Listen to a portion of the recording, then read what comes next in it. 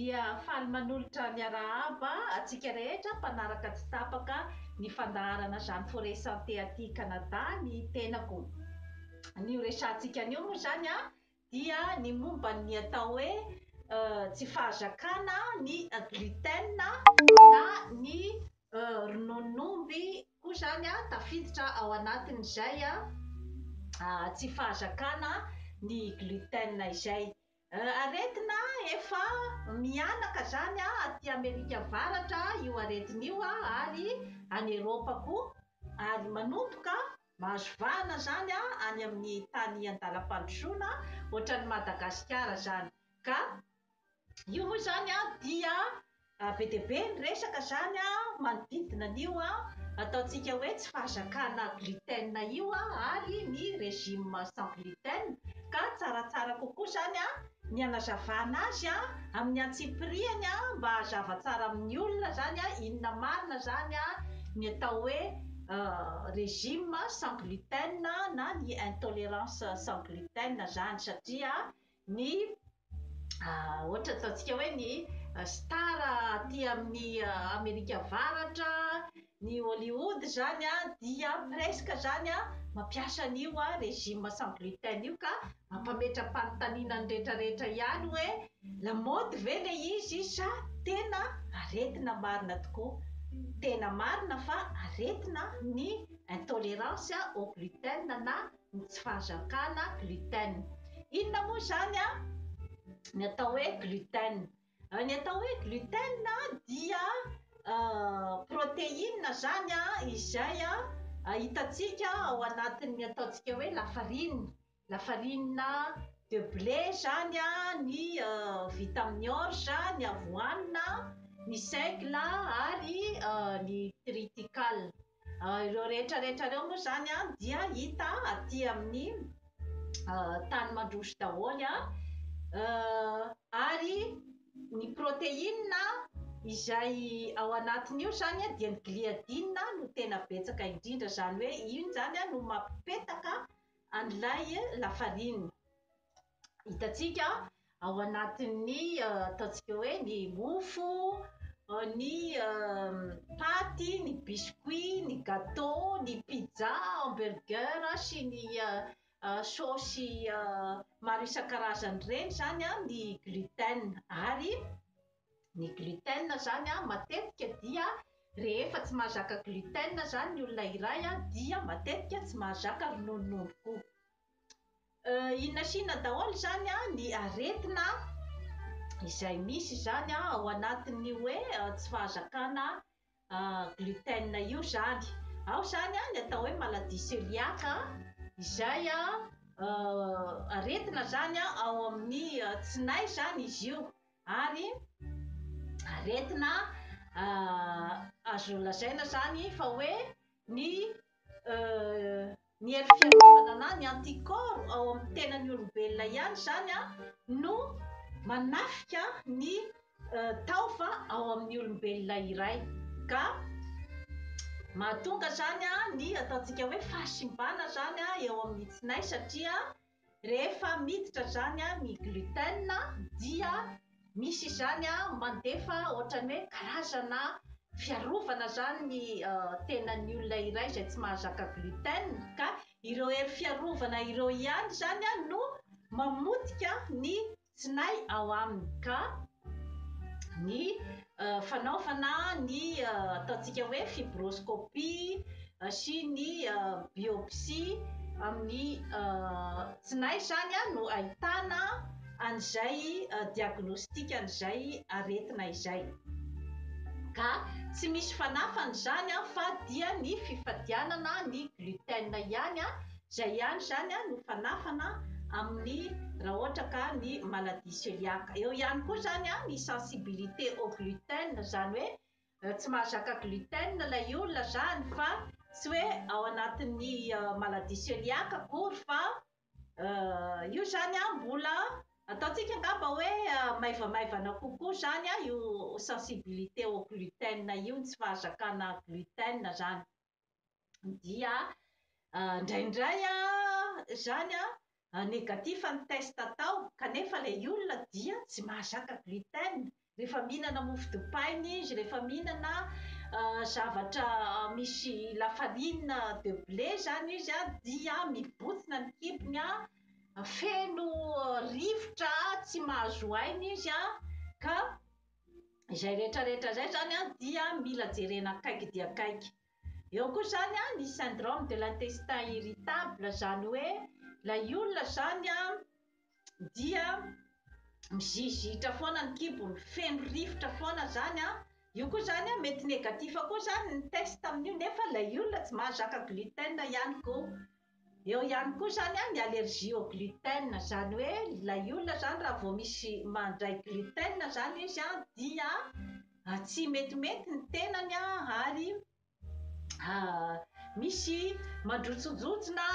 mangidihidy zany ny tenany iray manontolo ary mety misy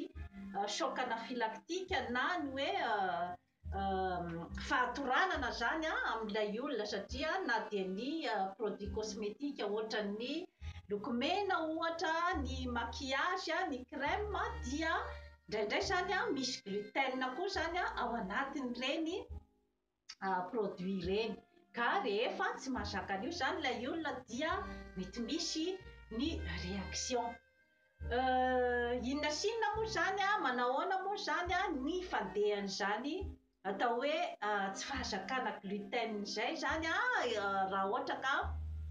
atao ny fanazavana tsotsotra ny momba an'io zany. Ny olona iray zany rehefa mihinana ny gluten, zany hoe mihinana sakafo misy lafarina sy ny rehetrarehetra zany izy dia ny taova ao anaty zany ny tsinay zany mandefa karazana, ataontsika angamba hoe fiarovana zany, andeha hicontrer zany an'iny gluten iny, ka rehefa hoe andeha hiaro tena zany ny tsinay dia mamoaka globule blanc be dia be izy zany ka io globule blanc io zany io indray zany no lasa ohatrany hoe manafika ny tsinay, ka rehefa manafika ny tsinay izy dia lasa simba zany ny tsinay ary tsy afaka intsony zany misy an'ilay ataontsika hoe zany ny fifaneraserana amin'ny lalan-drà izay manome ny otrikaina zany andeha any amin'ny lalan-drà. Tsy mety intsony zany izay zavatra izay fa ny otrikaina rehetrarehetra zany dia mijanona ao anatin'ny tsinay ary very daholo any amin'ny tay zany rehefa mandeha any amin'ny lavapiringa zany ny olona iray. Ka inona zany ny vokatr'izay zavatra rehetrarehetra izay? Rehefa zany tsy misy zany ny ataontsika hoe ny otrikaina izay tokony andeha zany hamelombelona ny tenantsika olombelona dia mazava ho azy fa reraka ilay olona zany. Io zany no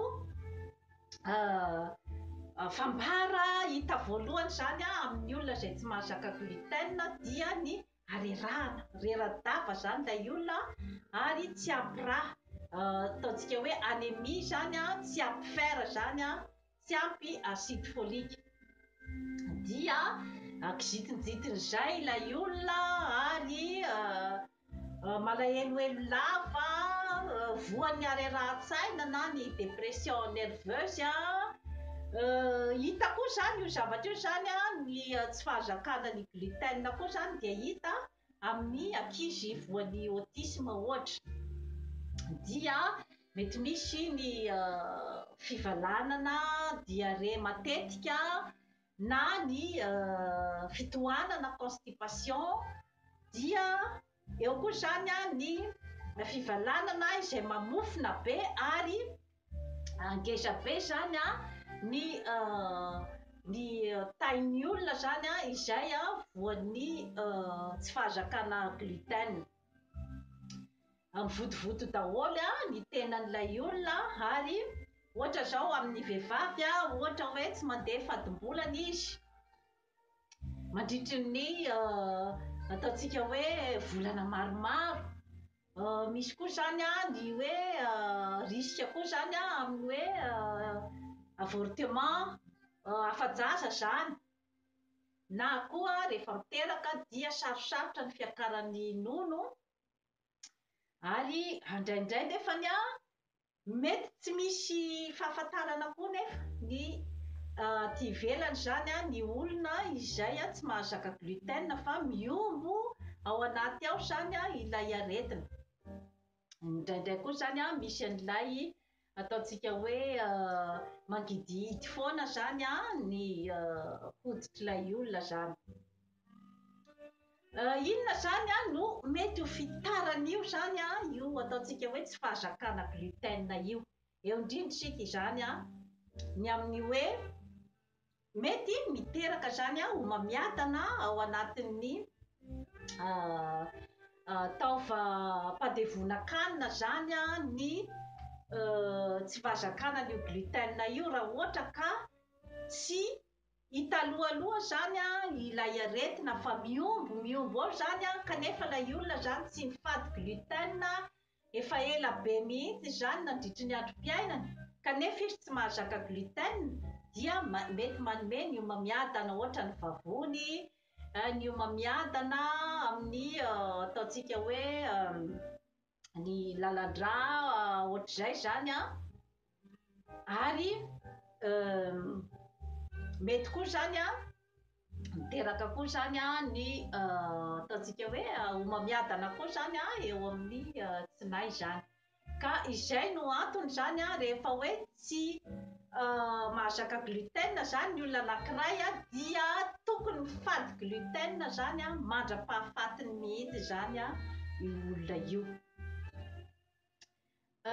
Inona moa zany a ny ataontsika hoe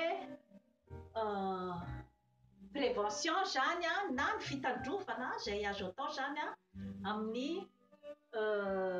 hoe mba tsy hahatongavany zany ataontsika hoe tsy fahazakana gluten zany a amin'ny olona iray. Ny fitandrovana azo atao zany a dia ny fampirisihana ny fampinonon-dreny zany. Zany hoe rehefa miteraka ilay vehivavy zany a dia ampirisihana zany a hampinono ny zanany ary ny fampidirana ny ataontsika hoe lafarinina misy gluten, ny sakafo misy gluten zany a dia manomboka eo amin'ny enim-bolana zany ary atao tsikelikely zany a ny fampidirana ny sakafo misy gluten zany. Ary ny hoe tsy de tsara loatra zany ny hoe dia atao betsaka loatra koa zany amin'ny ankizy ny sakafo misy betsaka lafarinina zany. Manaranaka koa ny tsy fahazakana gluten matetika ka rehefa misy olona zany ao amin'ny fianakaviana zany a hita fa tsy mahazaka gluten dia tokony zany a anao ny fitiliana daholo zany a ny mpianakavy ka ny tsara homarihana dia indraindray a negatif ny test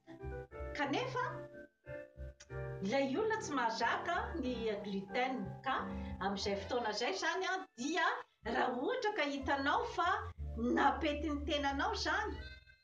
ny fifadianana ny gluten dia tohizo ny fifadianana ny gluten raha ohatra ka tena hitanao nanandrana ianao ohatra tao anatin'ny herinandro tsy nasiana gluten mihitsy zany ny sakafo izay hohaninao ka rehefa hitanao fa napety anao dia tohizo. Inona zany ny hoe zavatra tokony atao zany rehefa mifady an'io gluten io zany satria tsara ho fantatritsika fa ny olona voan'ny gluten fady gluten zany dia manana an'izay aretina ataontsika hoe anémie izay izy zany miaraka amin'io zany hoe tsy fahampian'ny fer zany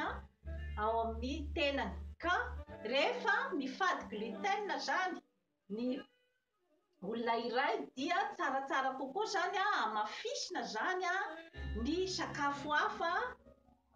mba hitondra otrikaina bebe kokoa ao amin'ilay olona satria ny gluten koa dia tsara ho fantatritsika fa feno protéine ny gluten ka rehefa esorina zany iny dia mazava ho azy fa mety hiteraka tsy fahampiana sakafo eo amin'ilay olona zany, tsy fahampiana protéine. Dia dikan'izay zany a rehefa manao ny régime sans gluten zany ny olona iray, dia tsaratsara kokoa zany a tsy maintsy miaraka amin'io régime sans gluten io zany a misy sakafo izay mafonjafonja zany a amin'ny resaka protéine, ohatra ny hoe ny régime izay betsaka fer, ohatra ny henan'omby a, ny henan'akoho a, ny trondro a. Ny trondro a dia tsara tokoa ho an'ny olona zany a izay fady gluten. Dia misy ihany koa zany a ny lentille, misy ny tsaramaso, isan-karazany reny zany a dia misy protéine avokoa. Misy koa zany a ny céréales, ty zany a céréales sans gluten. Rehefa mividy an'ilay produit sans gluten zany a any amin'ny magazay a, dia misy soratra eto hoe sans gluten zany. Dia reto koa zany a mitondra otrikaina betsaka ihany koa zany a ho an'ny olona izay fady gluten. Dia misy ihany koa ny mélasse izay